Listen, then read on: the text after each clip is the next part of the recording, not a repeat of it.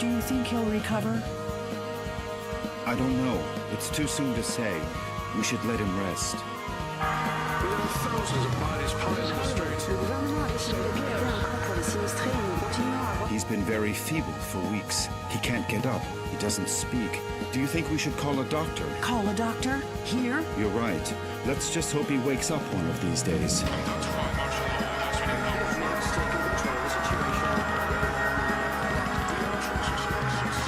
Come on, my friend. Hang on. Don't give up. Please, let me get to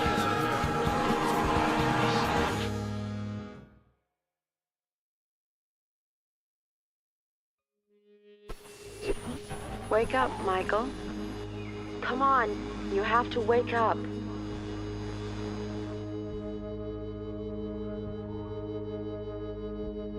Who are you? Who's there? Please, Michael, wake up.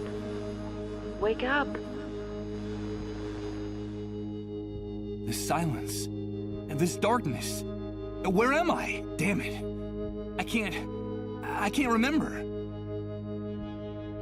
Where are you? Where are you hiding? Michael, please wake up. You have to wake up. Michael? Is that my name? Please tell me where I am. I can't remember anything. What's happening? What is this place? Please, tell me. Wake up, Michael. Please wake up. Wake up now. Don't go! Please! Come back! Come back! This silence. This darkness. This emptiness.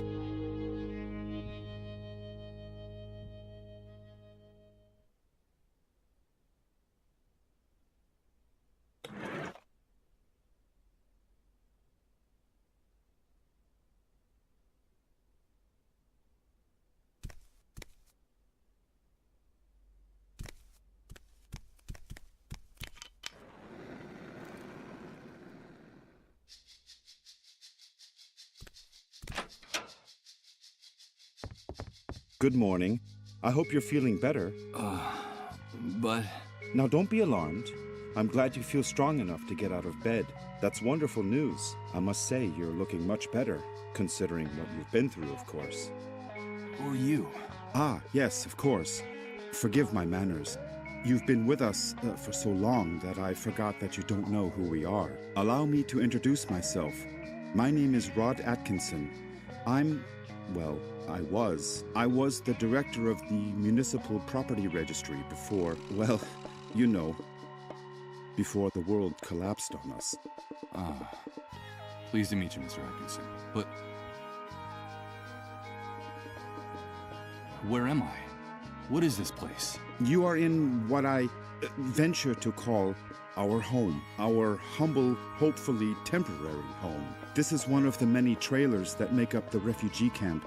And believe me, we can consider ourselves lucky to live between these four walls.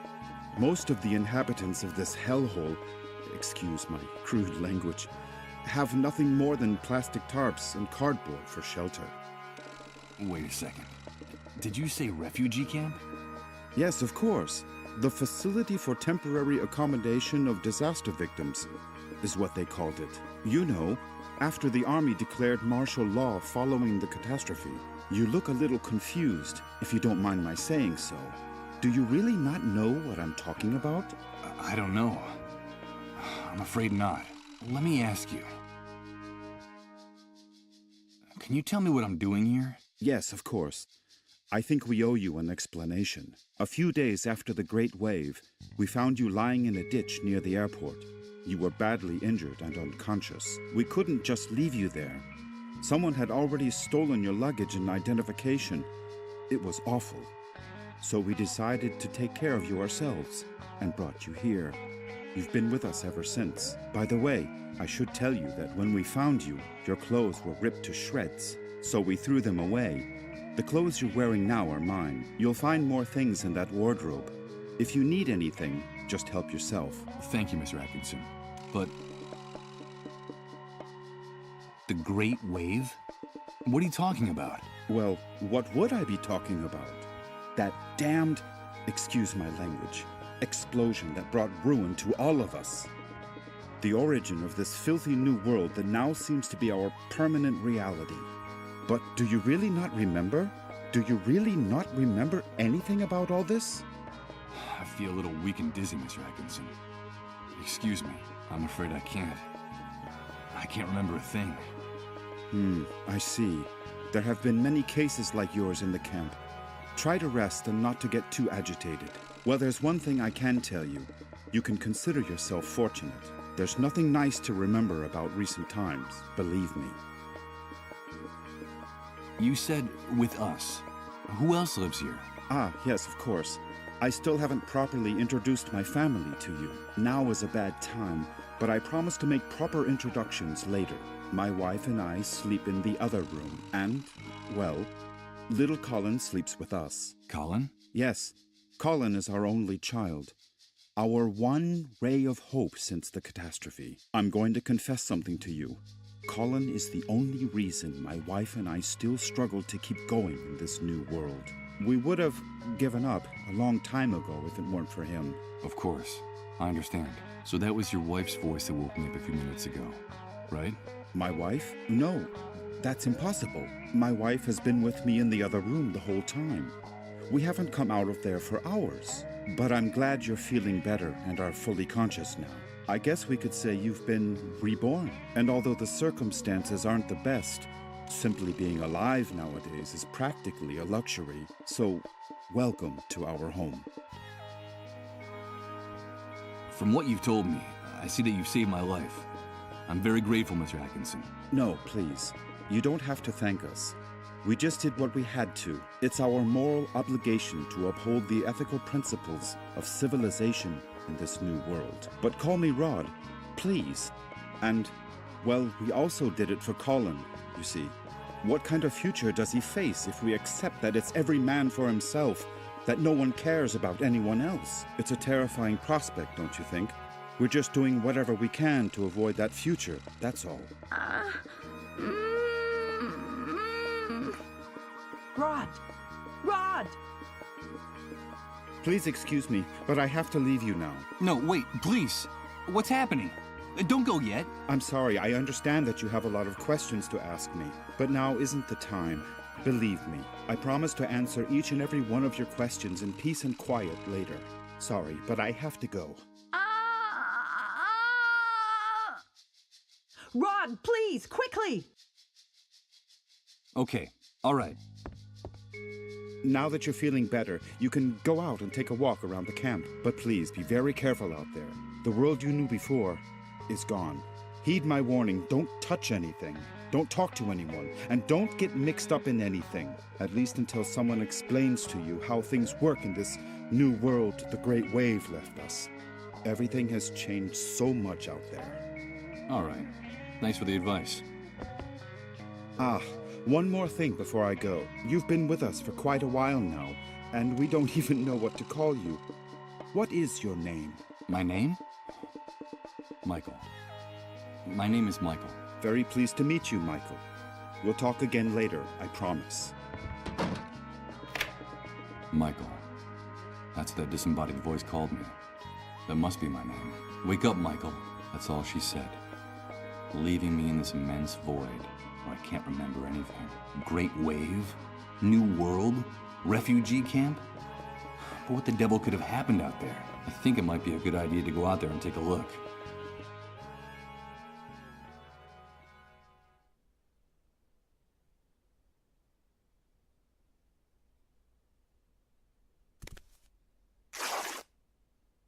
Well, look at that. When I pulled back the sheet, part of it got torn on the spring sticking out of the bed frame. I hope Rod doesn't notice.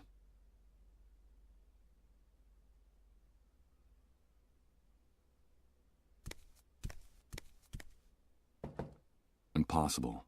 It's locked. I'm afraid my host forgot to unlock it before he left. I'm not going to snuff out this oil.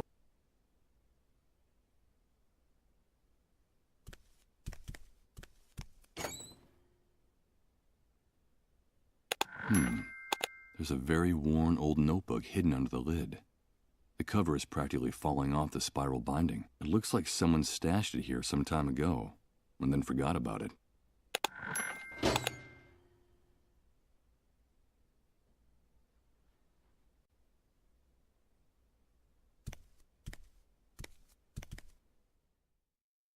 Good God, what the hell happened here? Rada was right. I don't know what hit this place, but whatever it was, it struck into its very foundations, without any mercy whatsoever. What's happening now? You better hide, dude. Don't you know that it's dangerous to show your face when the cleanup brigades come into the camp? You're new here, aren't you? Yeah, you could put it that way. Well, welcome to your new home. I'm Hank, but everyone calls me the Hunter. I'm Michael. But what's going on up there? Nothing, Mike, just routine. The cleanup brigades are taking away a sick person, a dissolved. You know how it is, just doing their job. Ironically, that house belongs to one of the camp moles. Those traitorous scumbags. Brigades, dissolved, moles. I don't know what you're talking about. I can't remember anything. Oh, I see, you're a blankhead. Well, you better get up to speed real quick if you want to survive here, Mike. Find me if you need help, dude. I can get you whatever you need. Doesn't matter where it is, how fast it runs, or where it tries to hide. That's why they call me the Hunter. All right, I'll remember that. Come back here! Don't take her away! Don't you know who I am? Come back here!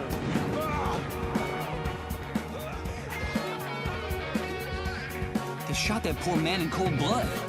But why did they do that? Hey, Hank?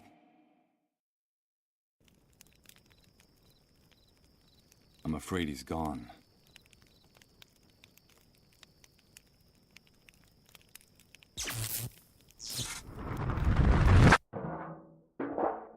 But what's happening? What is this?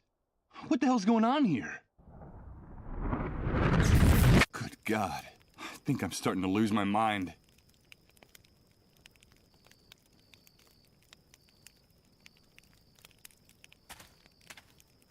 Ouch!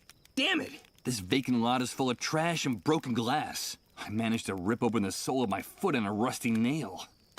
Hey, it's not a good idea to walk around barefoot in this enormous trash heap. You won't get very far without shoes. Yeah, thanks for the tip. The tip is yours to keep. But if you come near my things, you're a dead man. Understood? Wait, I recognize you. Aren't you the guy Rod's been taking care of in his trailer all this time? Yes, I am. Do you know Rod? Of course I do. Everyone in the camp knows Rod. You owe him your life. Don't doubt that for a second. Nowadays, no one in his right mind would do what he did for you. For a total stranger. Yes, I'm very grateful to him. But tell me, can I ask you a few questions? I've been hearing about an enormous explosion. The Great Wave. What on earth are they talking about? What kind of question is that?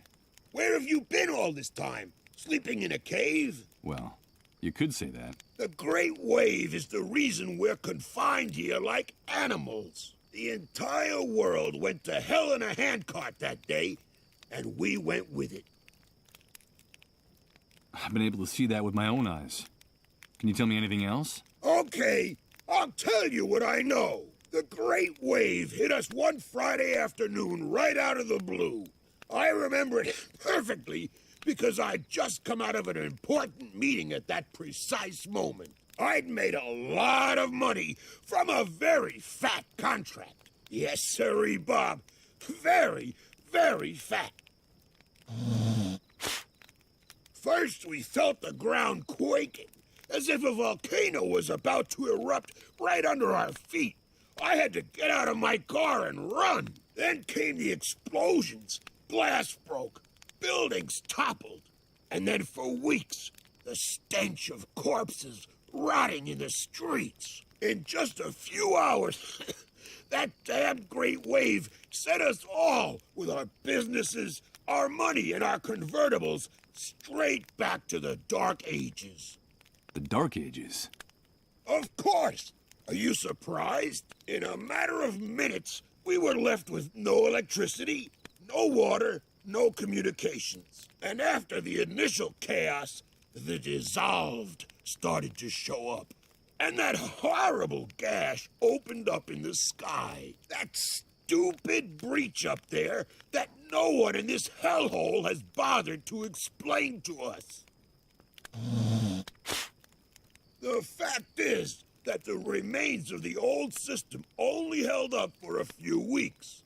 And through the cracks, what you see around you started seeping in. The new world, right? Yes, indeed. You catch on fast. The new world was here to stay. Welcome to the future, son. Not exactly the way you pictured it, huh? Confined? Do you mean we can't leave the refugee camp? Refugee camp. I've always found that term amusing. It seems like things on the other side of the fence work a little better. But here, look around you. Does this look like a refugee camp? It's an army detention camp, and you're a prisoner. Once you come in here, you lose everything, even your name. To them, you're nothing more than a rat, just another camp rat. You'd never be able to get through the gate, especially if you don't know anyone or don't have any contacts on the outside. Doesn't matter who you might have been before the old world collapsed. Believe me, I speak from experience. If you're just a camp rat, I'm afraid the only way out of here is feet first. I don't know if you get my meaning. Of course I do. Thanks for your encouraging words. You can keep the words, but come near my things and you're a dead man. This shooting. Could you explain to me what just happened here? Explain what exactly? That show the cleanup brigades put on? Someone got too chatty and ratted out a sick person, that's all. There's usually a pact of silence in the camp. No one likes to see one of their own in those ambulances. But in this case, the dissolved was a relative of one of the camp moles. Ironic, isn't it? But they shot a man. Yes, so they did. So what? The price of human life has gotten a lot cheaper lately. That needn't surprise anyone these days. Did you say dissolved? Of course, the dissolved. But what the hell's wrong with you? Those people are a real plague. They're sick, and, so they say, highly contagious. Let me give you a piece of advice about them. If you see one, run the other way like he was the devil himself. Even if they don't give you that deadly disease or drive you crazy with their trances, the cleanup brigades will kill you for hiding one. You saw it with your own eyes. They don't even respect their own camp moles. A camp mole? What is that exactly? A spy. A stool pigeon. It's in the Army's interest to control the camp from inside. And so they pay some of the inhabitants to feed them information about what happens on this side of the fence. Who comes in, who goes out, who causes trouble. And, of course, who gets sick. They're scumbags, but very well-paid scumbags. And they have certain privileges that no one else in here has. Never trust a mole. They'll do anything to hang on to the favors the Army gives them in this hellhole. Okay. I'll take your advice. You're welcome. But stay away from the shopping cart or I'll rip your guts out. Got it? Well, I'll be going on my way. Good luck to you, pal. Just be sure to stay away from my things.